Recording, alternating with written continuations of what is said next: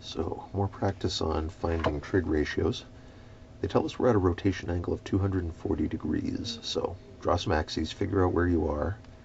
If that's 0, then that's 90, then that's 180, and that's 270. Then a 240 degree angle should be in quadrant 3, and its reference angle is 60 degrees, as in 240 minus 180 tells you that you need to be 60 degrees further in, like so.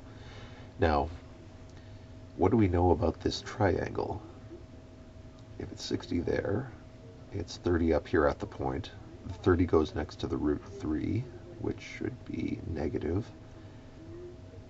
The short side is the 1, which should also be negative because it's oriented to the left, and the hypotenuse is 2.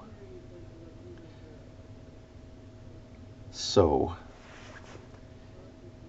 if you're looking for the sine of 240 degrees, then you're looking for opposite over hypotenuse, or you're looking for y over r.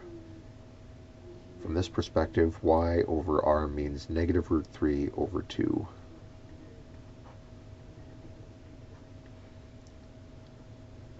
If you're doing this off the unit circle, which is, they're telling you, that's how they're telling you to do it, I realize. I'm showing you this way because the unit circle way is almost pure brute force memorization, so there isn't a lot more to demonstrate.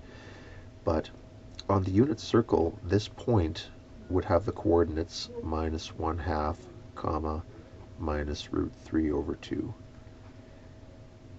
This coordinate is your cosine. This coordinate is your sine. And so if you're using the unit circle, you just pick off this coordinate and you're done. For cosine 240, well, good news, we can use the same triangle because they're talking about the same angle. If you do this with the ratio, you know that cosine is x over r. So it should be negative 1, the x-coordinate, over 2, the radius. There we are. Or, if you're using the unit circle, you just find your x-coordinate, which is minus 1/2, and that's it. That's your cosine. Tangent, if you're doing it with the ratios, you do y over x, which gives you negative root 3 over negative 1. There we go. And the negatives cancel, of course, so you can just write this as root 3. And don't even bother putting it over 1. It's just the square root of 3.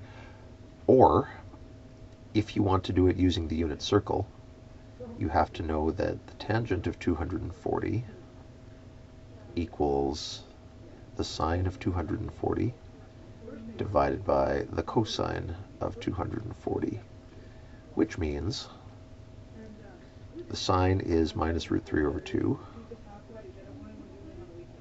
Wonderful news, we get to do some complicated fraction math. Divided by cosine 240 is minus 1/2. Remember how you divide fractions? You don't. What you do instead is you leave the first fraction alone, change this division sign to a times, and flip the second fraction. Notice I sneakily kept the negative in the numerator because I like them there. Not a big deal. Now, the 2's cancel. We get negative 3 times negative 1 is root 3, sorry, negative root 3 I meant, times the negative 1 that's left over here makes positive root 3. 1 times 1 makes 1, so same answer, of course.